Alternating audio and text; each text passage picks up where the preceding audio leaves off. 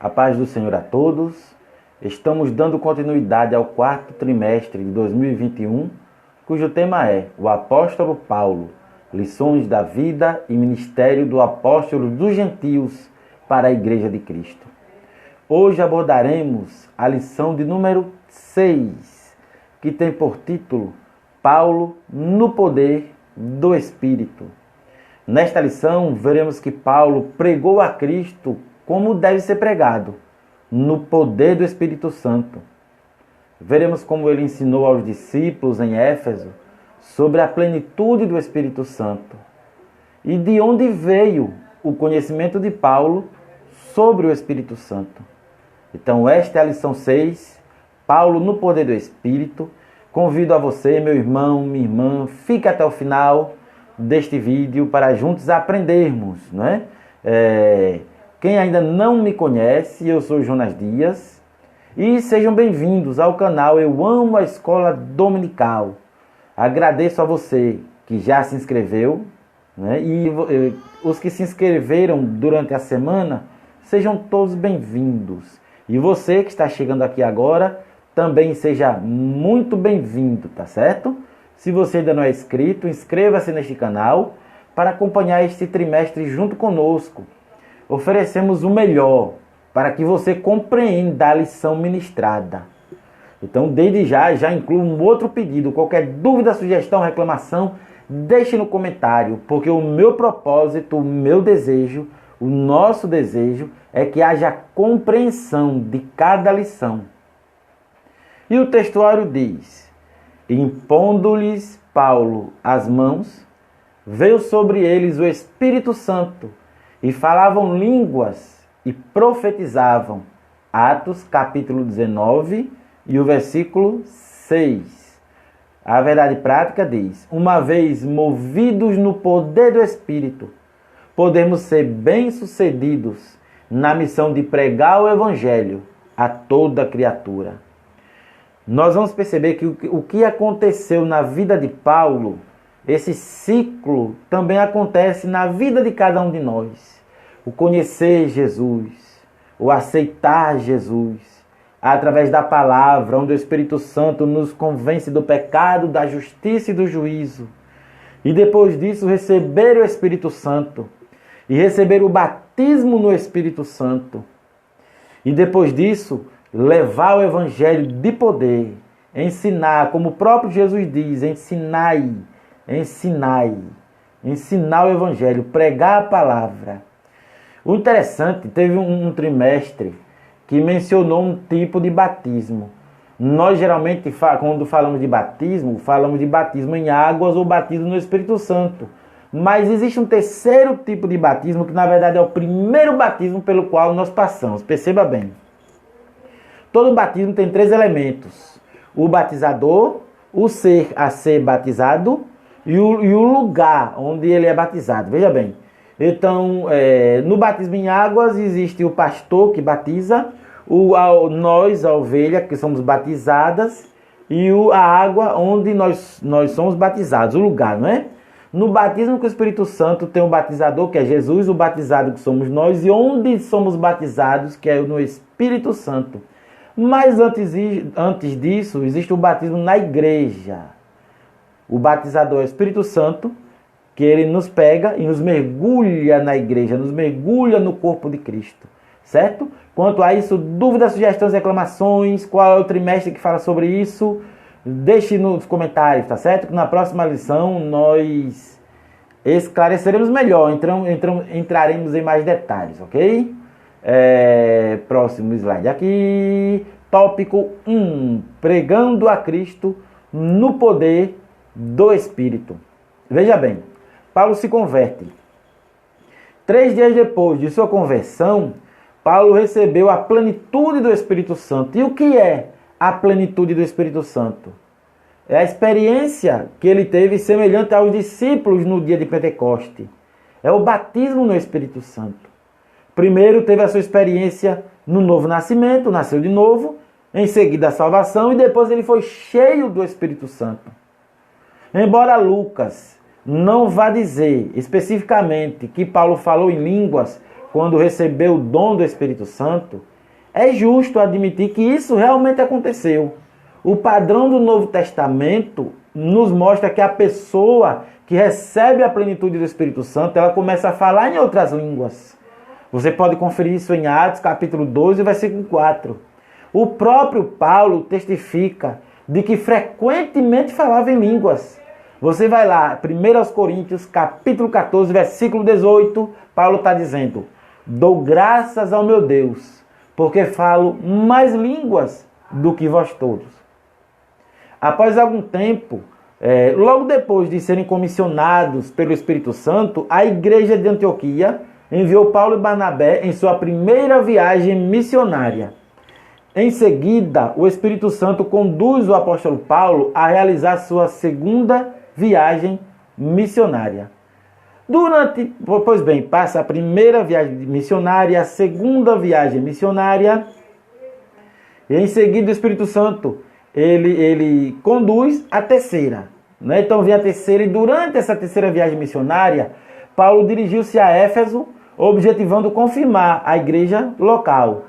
Bem, Éfeso era uma capital e o principal centro de negócios da Ásia, né? Que é aquela parte ali que hoje fica a Turquia, naquela região ali da Turquia. Era um centro de transporte marítimo e terrestre, tão importante quanto Antioquia, que fica na Síria, e também tão importante quanto Alexandria, que ficava no Egito. Éfeso era uma das maiores cidades do litoral do mar Mediterrâneo. Então ali Paulo permaneceu por pouco mais de 2 anos. Ele escreveu a sua primeira carta aos Coríntios também ali. E nessa carta ele abordou vários problemas que a igreja de Corinto ela enfrentava. Né? A igreja de Corinto ali estava enfrentando. Pois bem, indo para o segundo tópico, vemos o argumento de Paulo sobre a plenitude do Espírito Santo. Então, dando continuidade, lá em Éfeso, alguns discípulos não sabiam nada sobre o Espírito Santo. Tinha Apolo, certo? Evangelizou o lugar. E assim como Apolo, esses cristãos, eles tinham conhecimento apenas da mensagem de João Batista. Por isso, eles tinham uma mensagem incompleta, né? E precisavam saber mais sobre a mensagem e o ministério de Jesus Cristo. Aí você pode perguntar, quem era Apolo? Apolo, ele era um pregador e ele era um exemplo de pregador, era uma bênção. Ele era um pregador cristão itinerante, muito capacitado.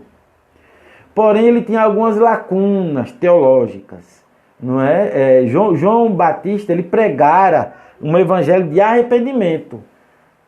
Porque Apolo, ele foi evangelizado até João Batista, quem ele conheceu, de quem ele ouviu o evangelho, o anúncio do Messias. Veja bem.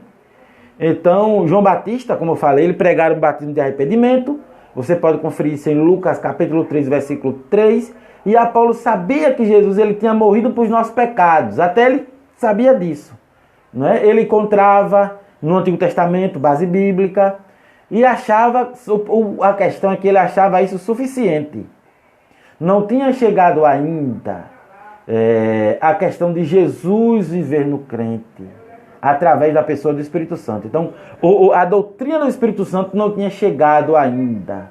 Não é? E o motivo para isso nós podemos considerar a questão da própria, os meios de propagação das notícias, das boas novas. Hoje, se a informação é muito mais rápida, nós temos a internet. Naquele tempo não tinha internet, não tinha rádio. Então as notícias iam passando, não é? Não era tão rápido assim. Então, a notícia do Consolador, que habita no crente, né? Do Espírito Santo, não. Se ele conhecia o Evangelho, se ele conhecia o Antigo Testamento, então certamente ele sabia das manifestações do Espírito Santo. Mas que o Espírito Santo agora habitava no crente, né? O batismo do Espírito Santo não tinha. Então, se ele não sabia, não passava para a igreja. Então, faltava dizer aos cristãos de Éfeso que Jesus vive no crente através da pessoa do Espírito Santo. Pois bem, eles criam em Jesus como Messias, ok. Mas não entendiam a importância da obra do Espírito Santo. O batismo de João era um sinal de arrependimento pelo pecado, ok. Mas não era em si o marco de uma nova vida em Cristo. Então, diante desse cenário, de conhecer essa igreja, de perceber essa deficiência no conhecimento, né, que a igreja tinha, essa carência de conhecimento ainda mais, pôs então o apóstolo Paulo a doutriná-los acerca da pessoa da Santíssima Trindade. Em seguida, ele orou para que o Espírito de Deus viesse sobre eles. Quando Paulo impôs as mãos sobre esses cristãos efésios, eles foram batizados no Espírito Santo, da mesma maneira que os discípulos lá no Pentecostes.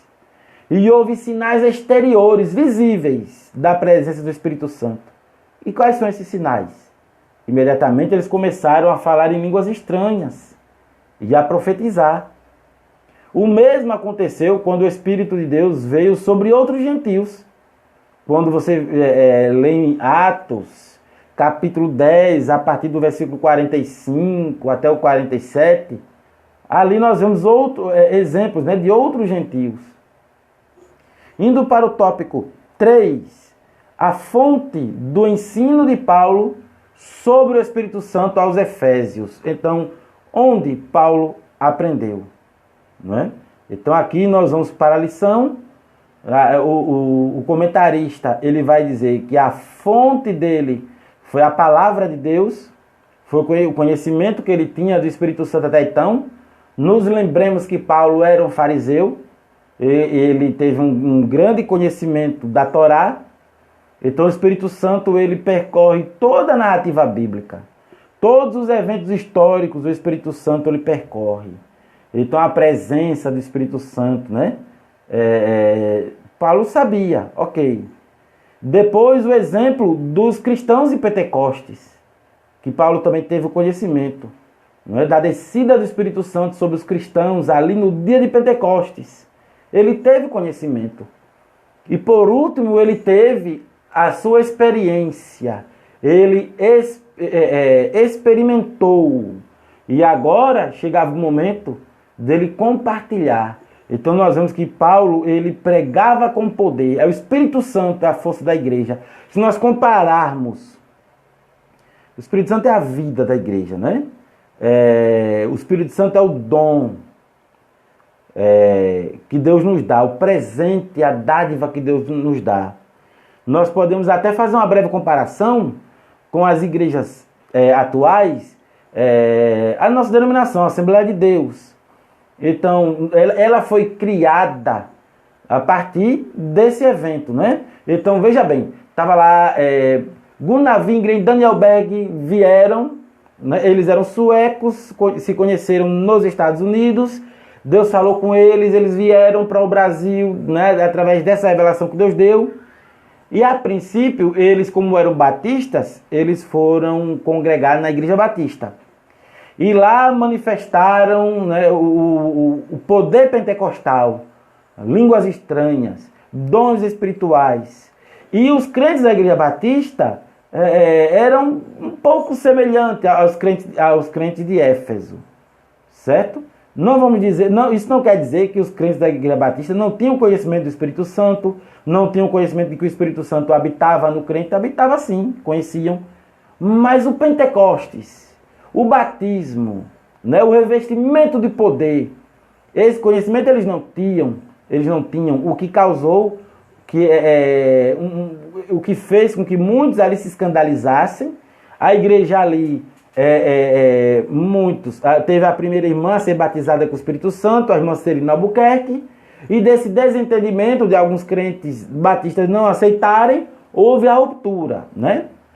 Expulsaram os crentes pentecostais que fundaram a igreja, né? O primeiro título foi Missão de Fé Apostólica, né? Dia 18 ou 19 de junho de 1911, e que futuramente, 7 anos depois, em 1918, foi mudado para a Missão de Fé Apostólica, depois foi para, se eu não me engano, teve outro nome, chegou para a Assembleia de Deus, ok? Assembleia de Deus.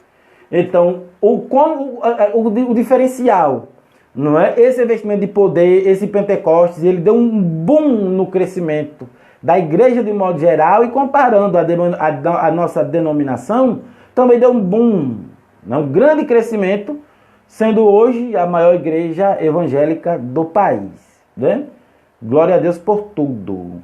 Bem, meu irmão, minha irmã, e a lição dessa semana, ela fica por aqui. Se esta aula foi bênção para você, me dê um sinal, deixando o seu like neste vídeo, certo?